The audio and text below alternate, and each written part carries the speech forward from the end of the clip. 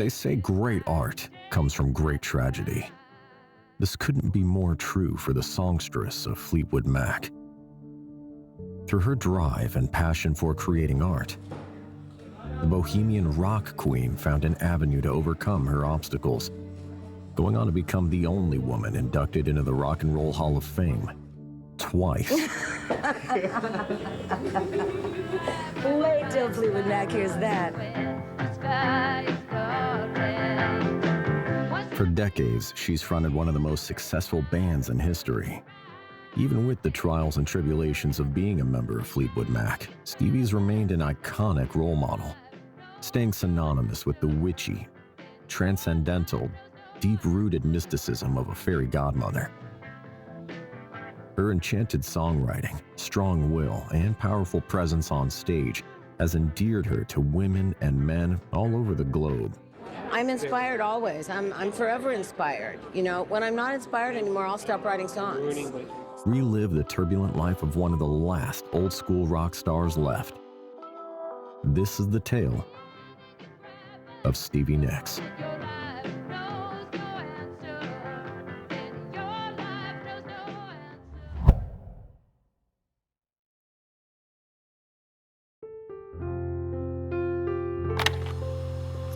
In the beginning, there was a song. I was in the 4th grade and lived in El Paso, Texas. I heard it on the radio, bought it, and learned it. Then me and 2 of my little friends performed and sang for anyone and everyone that would listen. It was called You Cheated, You Lied. I don't think it was really called that, but I don't know what it was called. That's the only part I know. I fell in love with it. That was my first performance, says Minnie. And this was what it was. You cheated, you lied, you said that you loved me. You cheated, you lied, you said that you need me.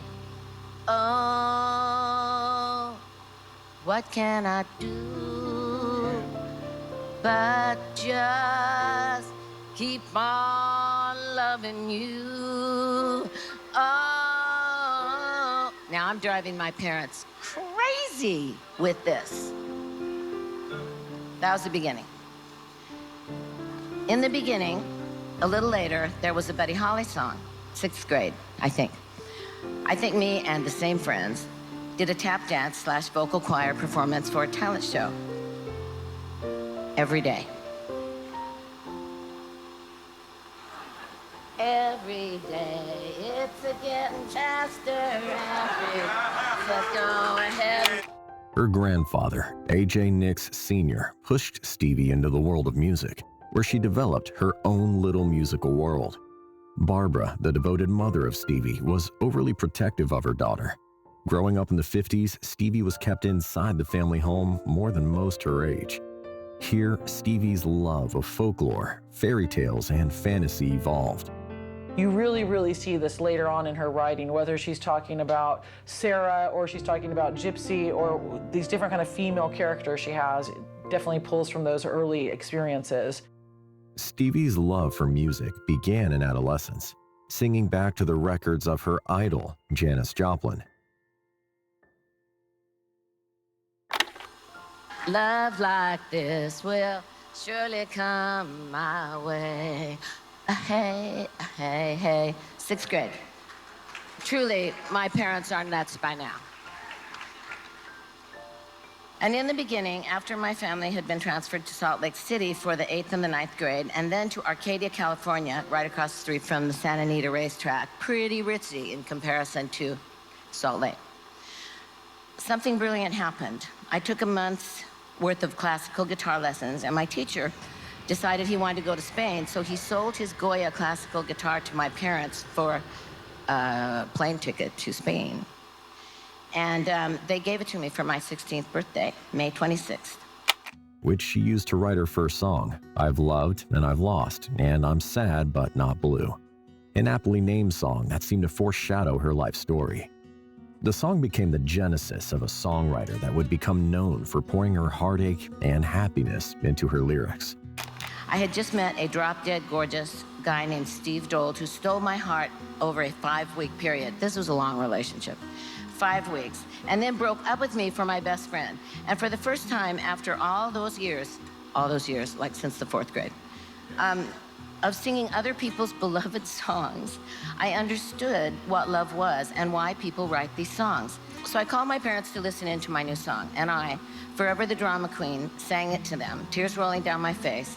When I was done, my mom rushed over to me and said, "Oh, honey, that was beautiful." And my dad just stood there with his steely blue eyes and said, "Well, sweetheart, I think you've done it. It's a good song."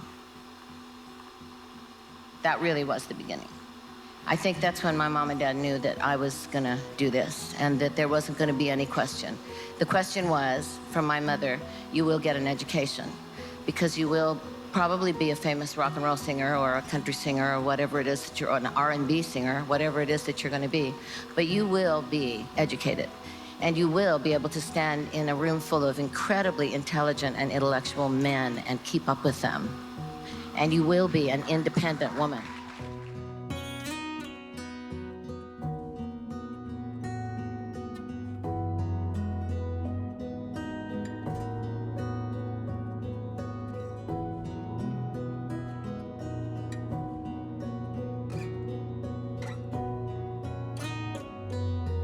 She followed her father's business relocations around the United States, and she eventually ended up in California, which is where she met Lindsey Buckingham.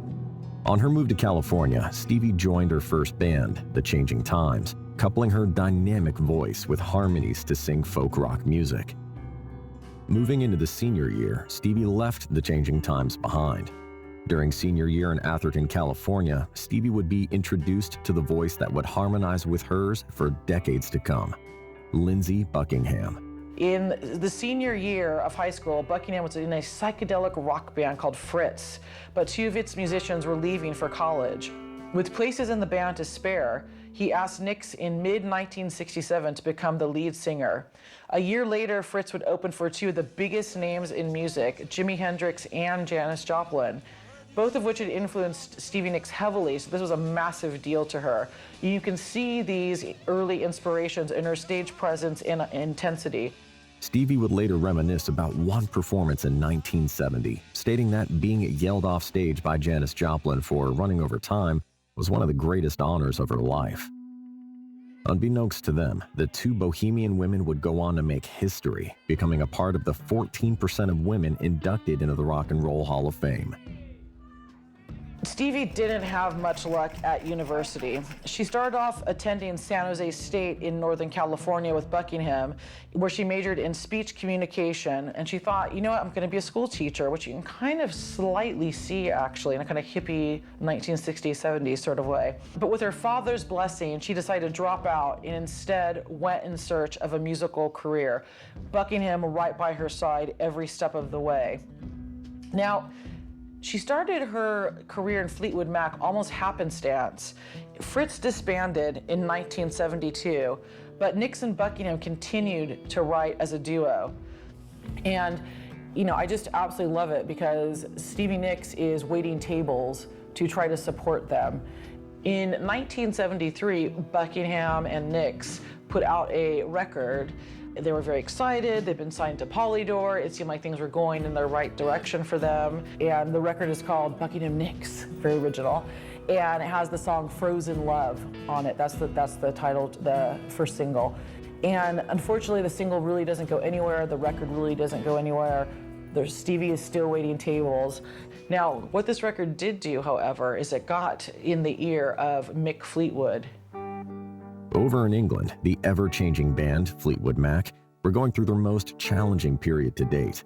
With the recent departures of Green, Spencer, and Kerwin from Fleetwood Mac, the band looked to evolve from the blues outfit they had originated as. Shall I tell you about my life? Let's say I'm a man of the world. I've flown across every tide. I've seen lots of pretty girls. 1974 saw Fleetwood Mac relocate to Los Angeles. But by 1975, Bob Welch's Fleetwood Mac career had come to an end after his fifth and most successful album fronting the band. After a confusing period for the band and the departure of the newest member of the band, Fleetwood Mac were once again in search of a focal point, a guitarist with charisma. In 1974, Mick Fleetwood goes in search of a recording studio. While in Sound City in California, he stumbles upon the Buckingham Nicks record and falls in love with the Buckingham Nicks track Frozen Love. He's so impressed with Buckingham's guitar playing, he asks Lindsey to come in and do a test with the band. Now, mind you, we've already gone through 6 guitarists at this point, and so Mick Fleetwood needs another guitarist if he wants to keep the dream alive of Fleetwood Mac continuing on. Now, Lindsey is adamant that him and Stevie are a package deal, and he refuses to join any band without Stevie. So that is how the formation that we know and love of Fleetwood Mac came to be. You've been at this for a long time with this Fleetwood group, Mac, yeah. with Fleetwood Mac. What changes have you noticed, or how would you express the changes in your music through the years? Well, basically, it depends on people that obviously that listen to the band. The change really that has come in recently came in on Chris McVie, John McVie, and myself, which basically has been the basis of the band for about 5 years at any rate. And then prior to that, myself and John were the rhythm section. John plays bass, I play the drums. And the changes are purely writers that come into the band, like Stevie and Lindsey both write, and members that have since passed on, as it were, out of the band were writers. And there is definitely a strain of Fleetwood Mac through the whole thing, although there's been a lot of different styles of music.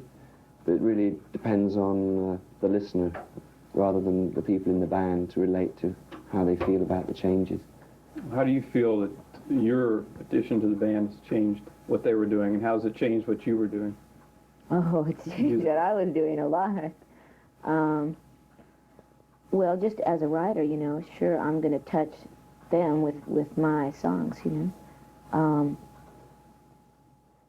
Is it a collaborative effort when you put a song together? How much input does a writer have with the way it's going to sound on the record? For me, it's very collaborative because I play guitar and I play piano, but I'm not a virtuoso at either. So I just sort of write a song very, very simply, and then I just sort of have to say here, because I can't go out and put all the great sounding parts on it because I just don't have the knowledge to do it. So I have to pretty much, you know, give it to them and say, do with it what you may, you know. And then I'm always there going, well, I'm not sure I like that way of doing it, but at the same time, on this particular album that's just gone by, everything they did on all my songs was, I couldn't have done them. If I had the knowledge to do them, I wouldn't have done them better, I don't think. We found out the natural fact that Stevie was, one, very much involved with Lindsey as a person and as a creative duo. So really one came with the other. But initially it was, I think, to be honest, an intent of getting another guitar player. New Year's Eve, 1974, marked the evolution of Fleetwood Mac's music. With the addition of Stevie and Lindsey, the band moved towards a more pop-oriented sound.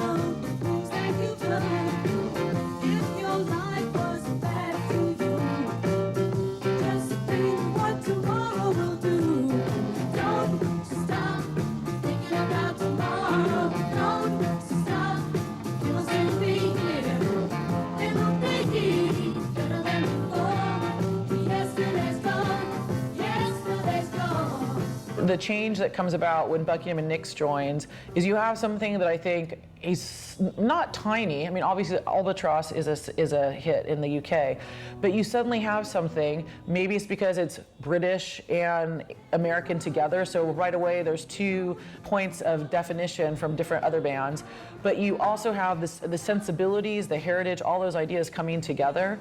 In a way, both places will be of interest, but pulls from the pop tradition of both those places as well. And that's the big change that you see. You see the finished product being something that, while it still definitely is a nod and an homage to those places they come from, it definitely is more geared and polished to being on commercial radio.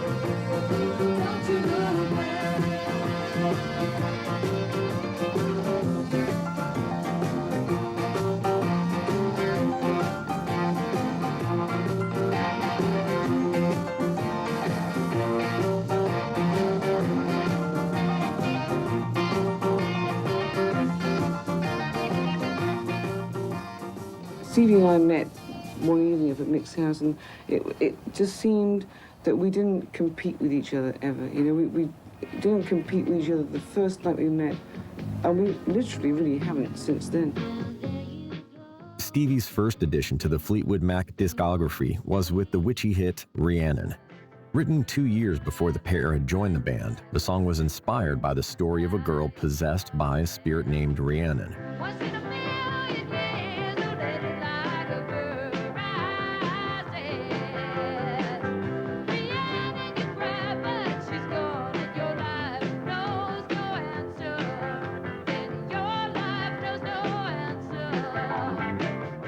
Chosen as the second single on the eponymous album, Rhiannon went on to solidify Nix's status as a songwriter, as the single reached number 11 in the US charts. The song would later be voted one of the greatest hits of all time by Rolling Stone magazine.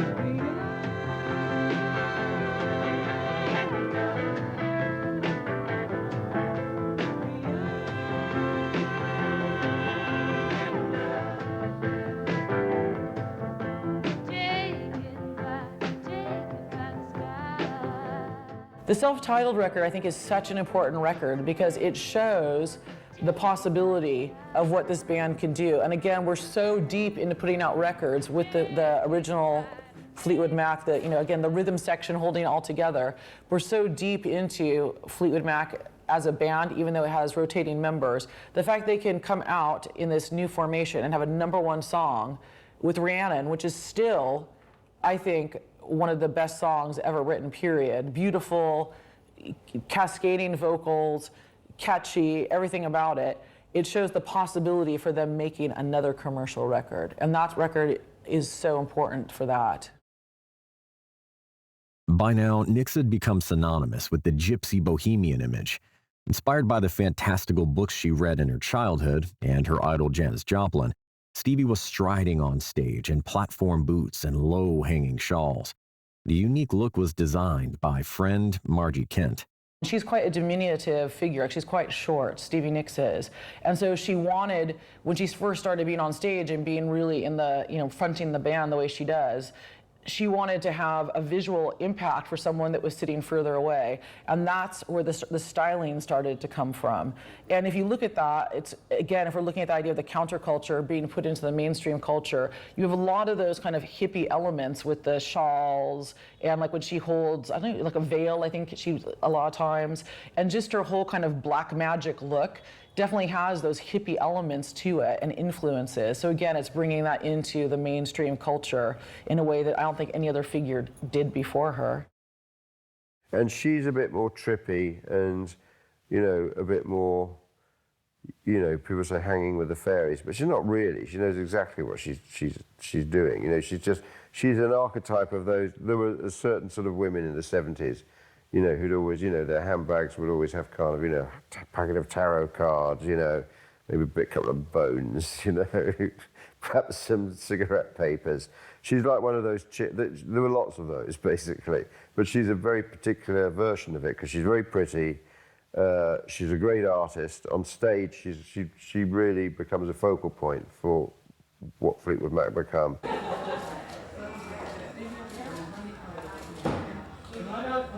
She is kind of like this iconic feminist figure, although she's never positioned herself like that. Like she's very strong and very sensual, and never shies away from being different and eccentric. So she's kind of like the ultimate cool, eccentric auntie that you want to grow into.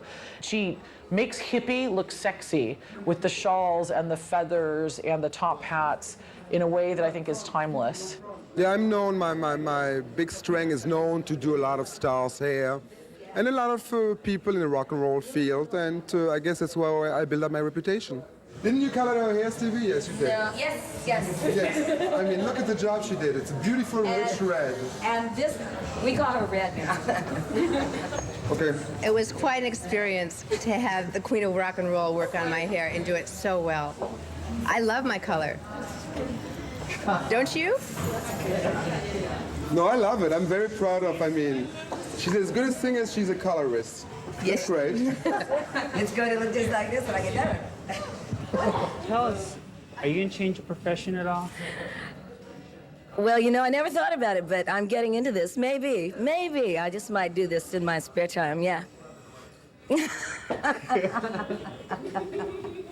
Wait till Fleetwood Mac hears that. No, I just enjoy doing this. I have to do it for myself, so I practice on me, and then I do other people's hair when I get it down to a point where I really like it, and then I go back and take another risk on myself, and then I kind of keep going. Do you find it fun? I love it. If I wasn't a singer, I would have been a hairdresser. Did you at one time have to pick which one at all? I wanted to go to hairdressing school, and my parents insisted I go to college to be a second-grade teacher, and I turned out a rock and roll singer. So, but I had plans to go to school. You didn't even know that. I did. Didn't know this. Yeah. What certain techniques do you have to learn to tone hair? Is there special ways you have to... Did you go to beauty school at all? No. No, but when you have to do your hair every night for a show, and there's nobody there to do it for you, and you have to look good, you have to learn to do it yourself. Did you ever make mistakes on anybody? Never on anybody else. On myself, a couple of times. Yes. Down to the drugstore to get something to, like brown to cover it up, yeah. But it's all right, because I can always fix it. I never go quite too far. Thank you. You're welcome. They've quickly recorded the Fleetwood Mac album, and then they go out and work it for 6 months at least on the American road. And it gradually gets bigger and bigger and bigger, this record, and singles come off it. And, by the end of 1976, the record sold 4 million copies, and their lives have been utterly transformed. But I don't think, the dramas that were happening, the soap opera of their lives, was it before they get the success, when they're still, as Stevie Nicks said, she's kind of surprised. They go on the road and Christine McVie is in the back of the van sleeping on the amps, on top of the amps, you know what I mean? They're kind of still, You know, it's not kind of limos and, you know, carry me to my suite at that stage. It's kind of still pretty rootsy. It's not very much different to what Christine McVie would have been doing with Chicken Shack going up and down the motorways in England, you know? They're kind of at that stage, but that's when their relationships are falling to bits. Looking seemingly relaxed in the public eye with their newly found commercial fame, tension between Lindsey and Stevie grew. Chemistry within the group had started to wane, as the McVies' marriage had also become problematic. How about touring? How do you feel about touring? You've been on a long tour. A very, very long tour. In fact, the longest really, I've ever May done. 10th. We had a month off in Hawaii, but we have not really had any time off. A couple days in LA here and there, you know. How does that really. work with the band? Mm-hmm. How does that affect everything? Well, I mean, for obvious things. I mean, people get tired, and you tend not to have or allow yourself the time to do things that you'd like to do, because you literally have to pace yourself through the day. You're traveling, and like today, last few nights, for whatever reasons, a few of us haven't had the right amount of sleep. So you really seriously have to say, well, you don't talk too much, you don't let yourself think too much until the last couple of hours in the evening where you pull yourself together. How about the hit single? All of a sudden there's a hit single that takes off. Yeah. When you're putting it together, can you sense something about it that makes it different? No, in actual fact, that was, as a track on the album, was not considered. Obviously, when you made an album, you say, well, that and that would probably be in order of preference to be the obvious single. And that one wasn't the one until it just crept up, where it started being played a hell of a lot. And then it occurred to us that, in actual fact, because of that, we should make it the single, which we did. In other words, you in this instance at least, waited for public taste to Absolutely. say what it was? It was purely down to that. It was creeping up behind everything else and was always there. And because no one had thought of it, it was a more healthy thing to do, to release that. And I think it's a sort of record that's not going to instantly be there, but it's creeping in and it's doing really well, which is always the best way to get a hit record, something that stays there for a long time and doesn't... very obvious hit records sometimes bore an audience after a couple of months being played on the radio. People can't stand it, you know, which I don't think would be the case with this particular record. Do you think it signals a new direction musically, or is it just a continuation? No, I think it's just really fortunate. You know, we're really happy about it. There's no... The only difference would be, sure, you now know that you've got a hit record, and that's it, and you hope you have a load more. It definitely gives people the chance, at any rate, which is always the way of, oh, well, they're not going to have another hit, or this one isn't as good as that. But that always happens, whatever you do. You know, even if you're playing in the local village hop, you know, and you play down the road in a big ball, and people say, oh, well, not as good as they used to be. It just gives people and critics more apparent things to like or not to like, you know, which is part of what we do, and you accept that. Feeling pressured to release a new album, the band returned to the studio. Fueled by alcohol and cocaine, the five-piece band began to write and record the album that would cement their names in music history. The release of Rumours in 1977 gave the band their first Grammy Award and eventually became the 8th best-selling album of all time.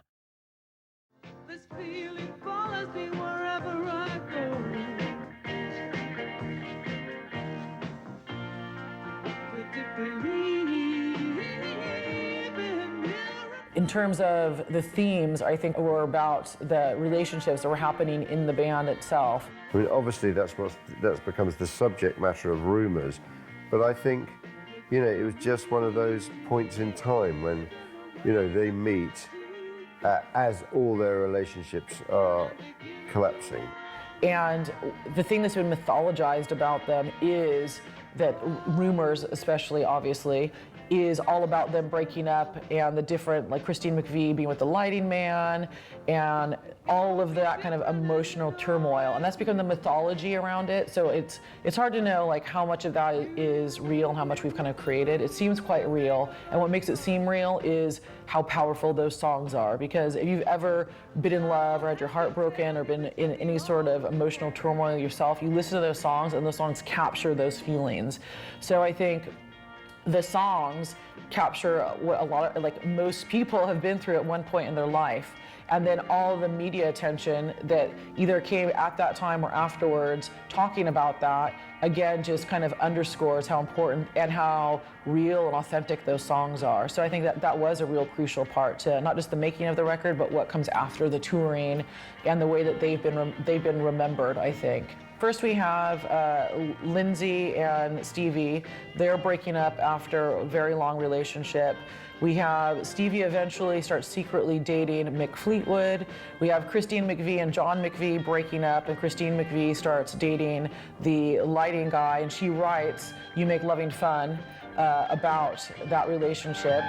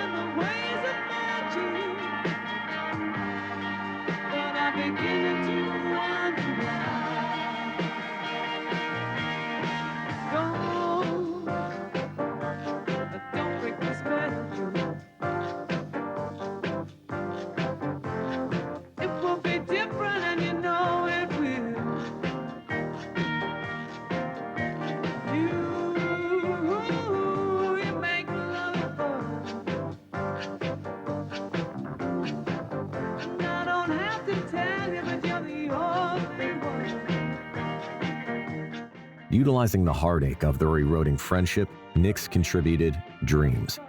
Similarly, Buckingham had written Go Your Own Way, an equally critical song about Nicks.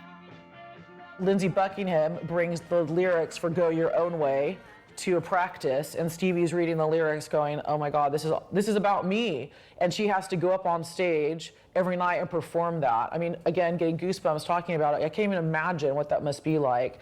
And then her kind of rebuttal, if you would, is Dreams, which is quite very lush in the way the lyrics are, but the production as well. So again, those two songs almost show that fiery nature of Lindsey and the more kind of contemplative Stevie Nicks. And the sadness and how sadness is really displayed in both those songs, how that comes about.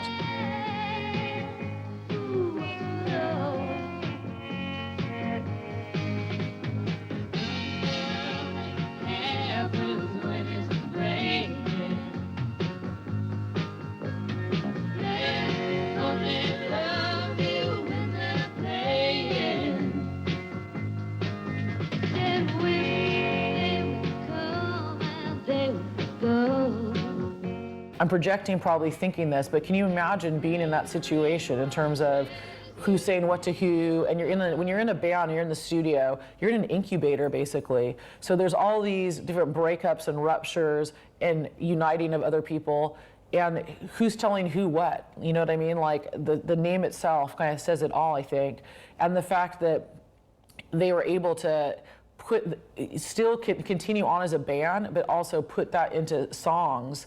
I think that's what again makes it such an important record. Because most bands would just split up. Most bands would just be like, you're an evil, horrible person, I hate you. But no, they continue on and then go on to tour it around the world, which is just, you know, it's no surprise that the excesses they go to, because that was a way of self-medicating. One of the things that Stevie has said is it's very, very field of tension. And I think that in a way, is what makes it, again, so enduring, is because that is visceral when you're watching them perform, when you're hearing the music. And I think that's one of the reasons they didn't break up, really, is that they're stronger together, really, than they are apart in some ways. By the time Fleetwood Mac headed on their world tour of Rumours, Cocaine had begun to take control of Stevie's life. Excessive use during the making of the album led Stevie to develop an addiction to cocaine. Jim Ruddy with Channel 4 News. How are you doing? I'm fine. How are you?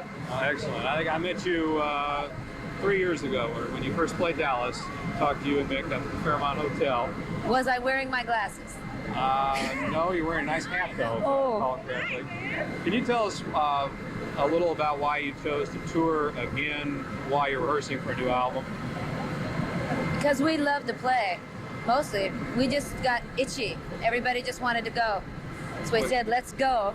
Well, you're tired of rehearsing, you mean? It's not the same. You know, it's not the same to not play for people. You need to do it. I mean, periodically, you need to go out and play. It's real important. Otherwise, you forget that there's an audience out there. You just become a recording band. Yeah, the Rolling Stones recently did an innovative concert tour where they played some stadiums, some medium-sized halls, and some really small halls. Do you anticipate Fleetwood Mac might ever go back to playing small halls just for the experience of it? Sure. Fleetwood Mac likes to play anywhere. I mean, it doesn't really matter where we play. How's the group getting along these days? Fine. It seems to be the rock in my life. Seems to be the what? The rock in my life. You're not caught between a rock and a hard place anymore, are you? No. It's just strong. It just stands very strong. Yeah, a couple of years ago, it seemed like when you first joined the group, there was a lot of gossip. And now we don't hear too much about the gossip. People are talking about the music. You find that a relief? What is your reaction to the change? Well, I think that people realize now that if we could come through that, we could come through anything. I mean, we realized that we could come through anything, you know. And it hasn't seemed to hurt us, so the band's strong. Later that year, the band went on to receive the coveted Star of the Hollywood Walk of Fame. The evolution from a British blues band into Californian soft rockers was complete. Fleetwood Mac's one of the first bands on that level of visibility to have that kind of decadence, the rock star decadence. You know, there are other people before them, but it's just so over the top. And I think that them getting a star kind of, again, puts a stamp down of this is appropriate behavior if you are a multi-million selling rock star, literally with a star. And I think that that's something that is maybe a subconscious thing that people, even now, I mean, there's definitely an idea. Like, you don't say party like a mime, you say party like a rock star. And I think it links directly back to what we're talking about right now. And how something physical that you can look at in Los Angeles that makes it that much more of a palatable connection. Following on from the success of Rumours, Fleetwood Mac began to record Tusk. When we were on the road, we used to do sound checks up on stage, you know, before the audience would come in, and it was basically a jam thing we did on every concert during that tour. Lindsey started doing this riff, da, da, da, da, da, da. So that's how the actual song was started. The idea was, which everyone thought really was pretty off the wall, was to record it in Dodger Stadium. I don't know why I thought of doing that, but...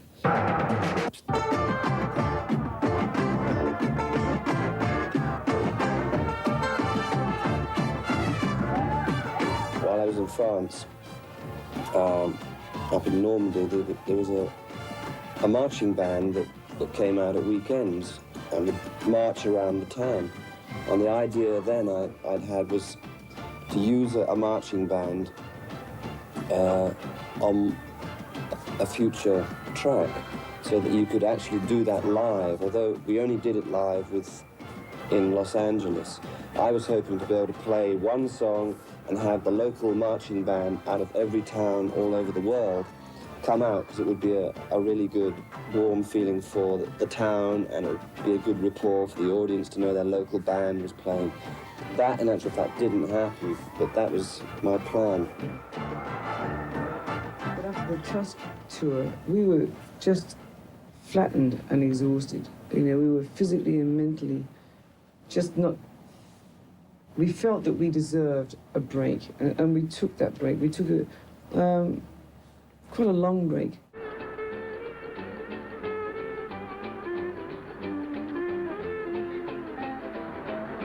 Over the years, the Fleetwood Mac songstress had amassed a stockpile of songs. Unable to record all of her songs for Fleetwood Mac's most experimental work to date, Stevie began to work on a solo project. July 27, 1981, was the moment Stevie Nicks was thrown into the spotlight.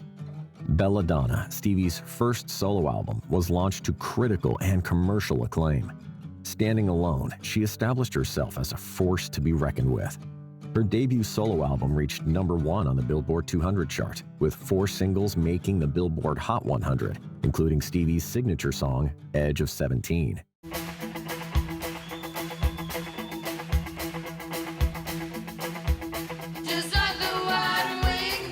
Events during one week in December 1980 forced the basis for the hit song. The resulting grief from the death of her uncle and the murder of John Lennon drove Nicks to express her anguish through the lyrics.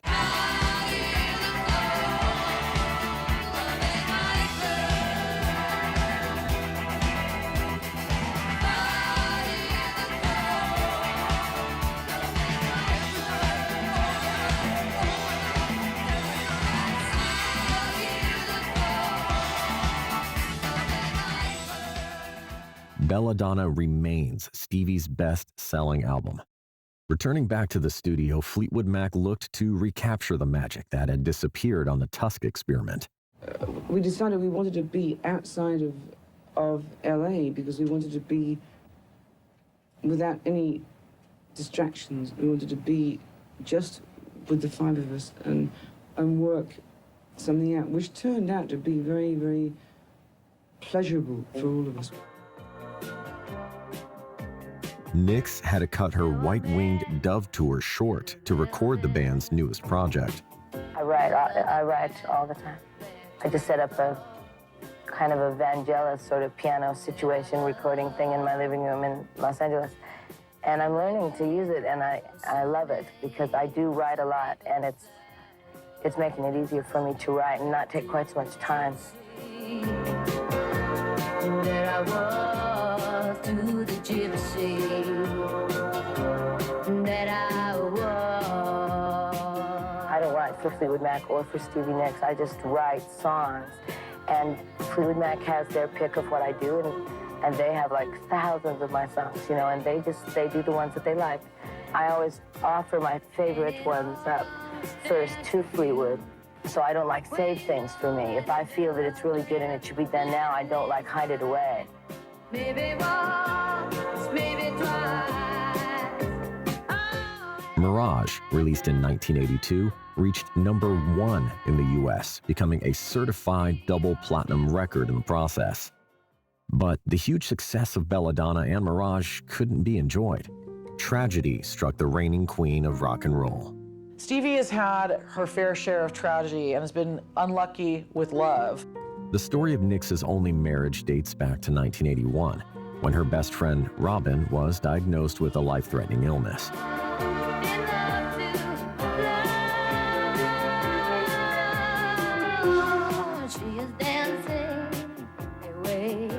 Robin had been diagnosed with leukemia, and when she was in remission, Robin and her husband Kim discovered they were expecting a child. So because she was pregnant, Robin stopped the treatment for the cancer, and the cancer returned. And Robin actually ended up passing away 2 days after giving birth.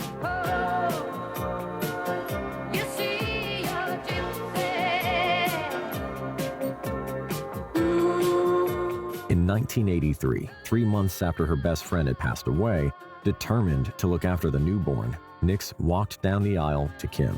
Stevie now says, we didn't get married because we were in love. We got married because we were grieving, and it was the only way that we could feel like we were doing anything.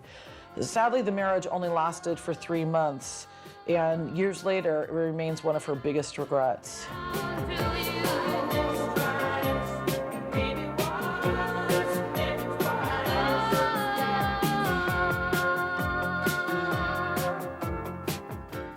On the other side, with a clearer mind, Stevie ventured onto her next solo project.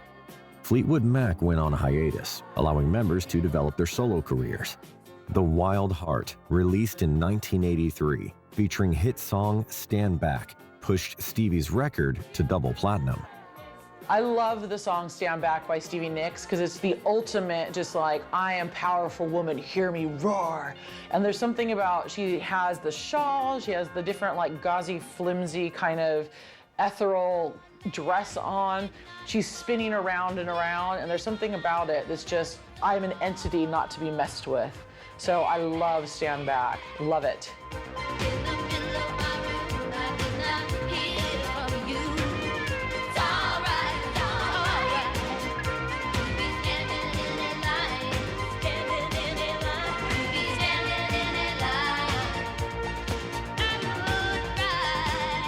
Still on the lengthy hiatus, Stevie released her third solo project, Rock a Little. Not for the first time, the extreme lifestyle of excess had pushed members of Fleetwood Mac over the edge. John McVie had suffered some drug-related seizures. Mick Fleetwood entered bankruptcy, and Stevie Nicks' demons had caught up. The band looked destined to disband. But Buckingham was unhappy to accept Mirage as their last album. Stevie's addiction became so bad over the more than decade abuse of cocaine that her nose literally nearly collapsed, and she had to have extensive reconstruction surgery. By now, Stevie's powerful voice had begun to deteriorate. Cocaine, cigarettes, and champagne all had their part to play.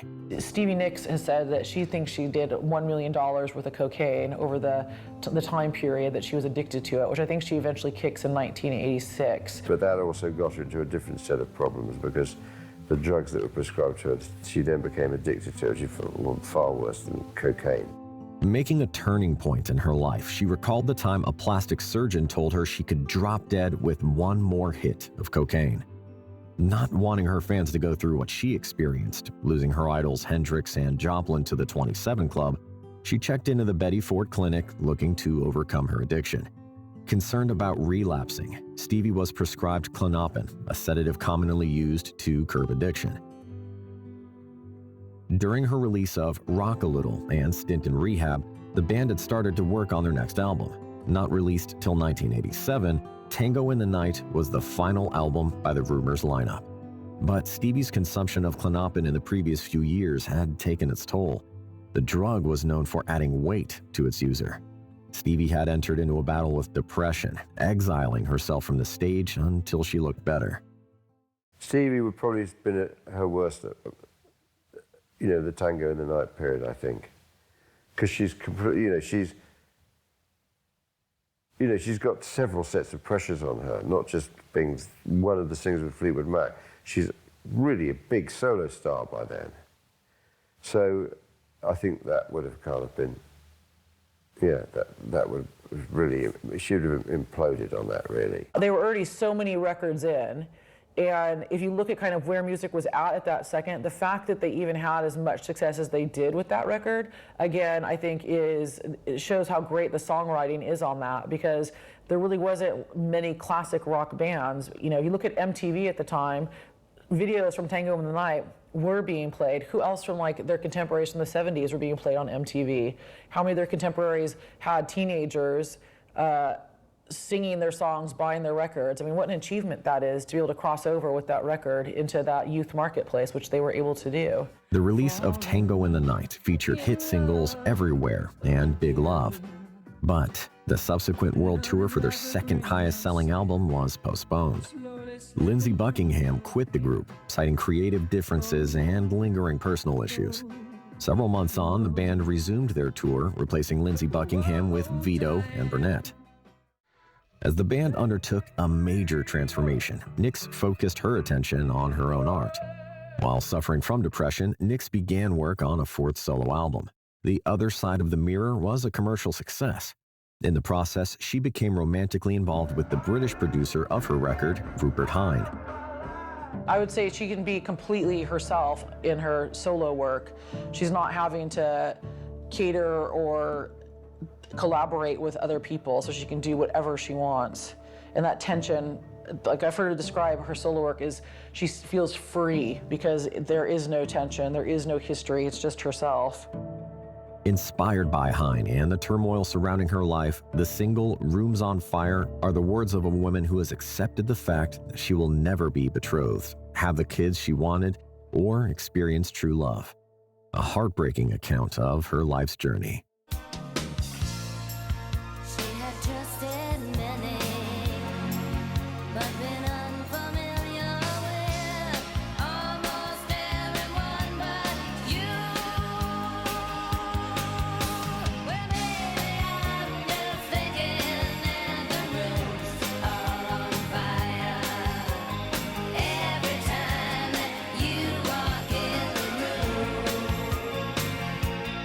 The album gave birth to her only British tour as a solo act in 1989.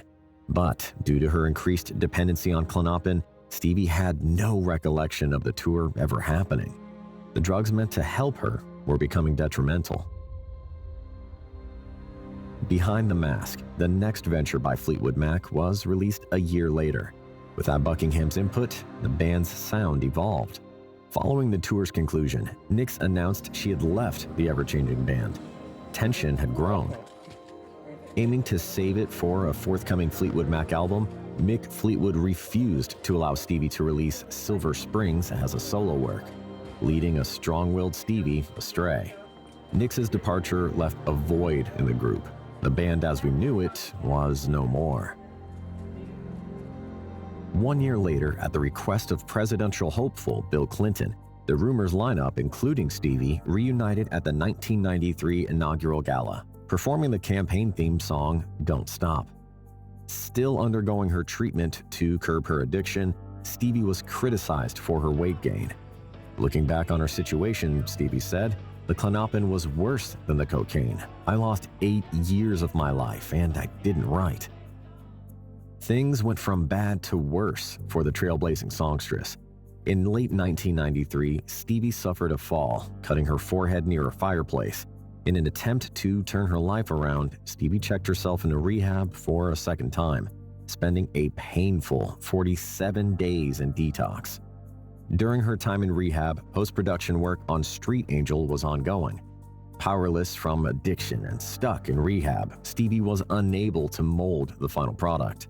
The album tanked, and criticisms about her weight reappeared, sending the Bohemian Rock Queen further into depression. To me, Rumours is like the quintessential record where everything else that comes after it, regardless of what genre, is built from the Rumours record. Again, and to have Lindsey not there is to take away that tension between him and Stevie that you want to see when you go see them perform and you want to hear when you listen to their songs.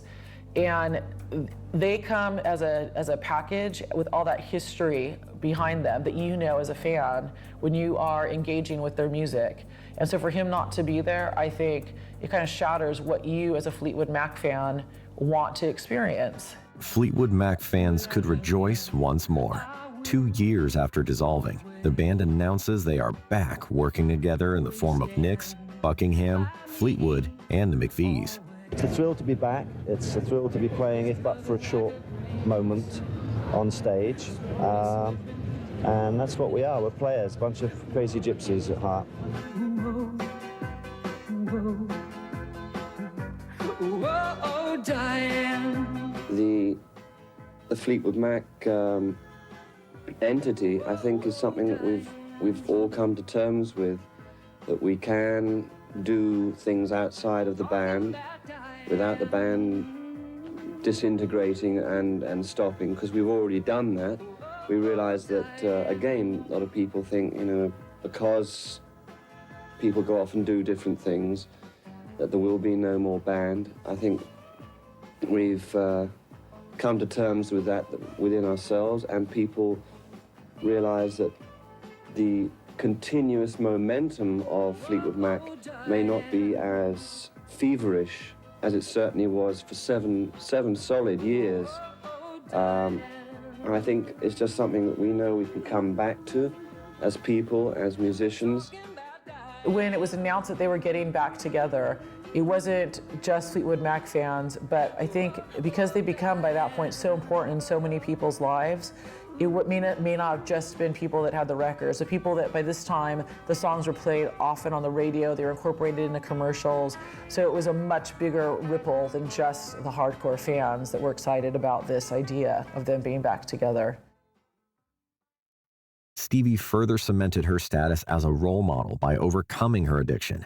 Now in sobriety, a slimmed-down Stevie Nicks rejoined in time for Fleetwood Mac's induction into the Rock and Roll Hall of Fame in 1998.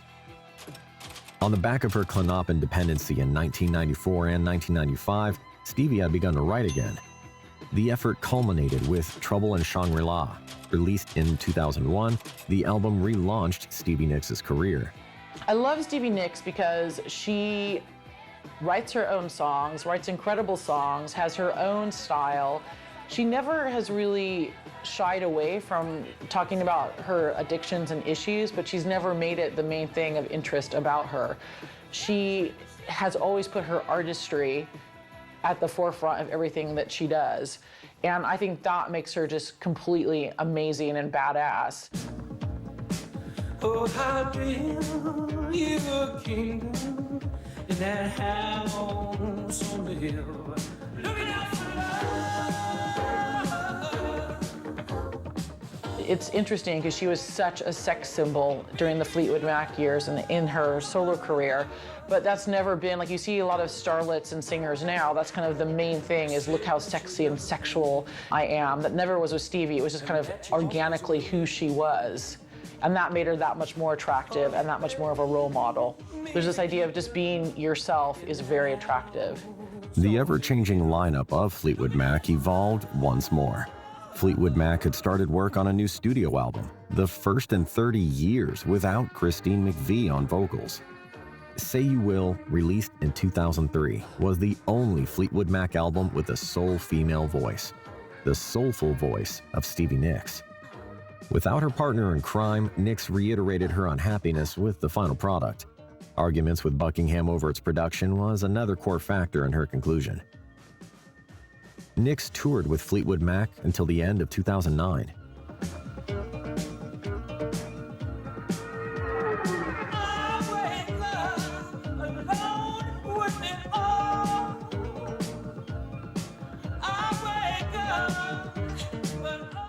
In 2018, after a year and a half of planning the new tour, it was announced that longtime romantic and musical partner Buckingham had been fired from the band.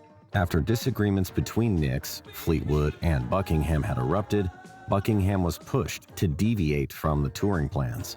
Nicks assisted in recruiting his replacement. Mike Campbell of Tom Petty and the Heartbreakers and Neil Finn of Crowded House were named. This reworked lineup launched a world tour titled An Evening with Fleetwood Mac in 2018. There's something about the idea of Fleetwood Mac that I've just always liked, you know, from the moment I saw them. And it just heartens me that they've kept going. And, you know as I said, I saw that O2 show, you know, where Christine came back on the encores. I thought the shows were fantastic. I mean, I was surprised almost. I thought they were still great. But they really were, you know. And Lindsey Buckingham, I did note, took a lot of the lead there. So I don't know what they're going to do now. Fleetwood Mac are best known for, is not just the songs that we all have known pretty much our whole lives and have been there for us, but also all the other things that go along with it, whether it's the drugs, the decadence, the relationship breakdowns, all those things add layers of authenticity that anyone can relate to, whether you are a rock star or you are a rock climber or you're doing anything. Like it just, those are ideas that everybody deals with. And I think that is what they're most well known for. Not just writing the songs, but actually meaning what they're writing. And that's an important thing about the band. April 2019, Nicks receives her second induction into the Rock and Roll Hall of Fame, making history by becoming the first woman to be inducted twice, once as a member of Fleetwood Mac and as a solo artist.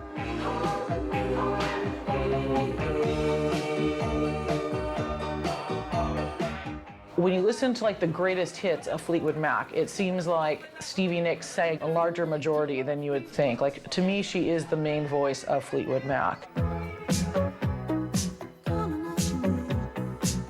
Which might be an evil, horrible thing to say, but most of their best known songs include a Nix vocal. And one of the reasons I think that is because her songwriting style is so different and so original. You know, it's often talked about how she writes in a very mystical way, and she's witchy, and she pulls kind of these Celtic themes, but under someone else's pen, it may not work, but for Stevie, it works beautifully. So she just can create this whole landscape of imagery through her words in a way that most people would struggle to do. Stevie has rightfully earned her status as the reigning queen of rock and roll. Her poetically vivid songwriting and powerfully dynamic voice has placed her on a pedestal higher than the rest. Shrouded in magic and mystique, Nix has become a legend of the industry. Despite hitting many obstacles in her journey, from drug addiction issues to her luck and love, Stevie has proven her strength and resolve to stay at the top of the male-dominated industry for nearly 5 decades. Stevie Nicks,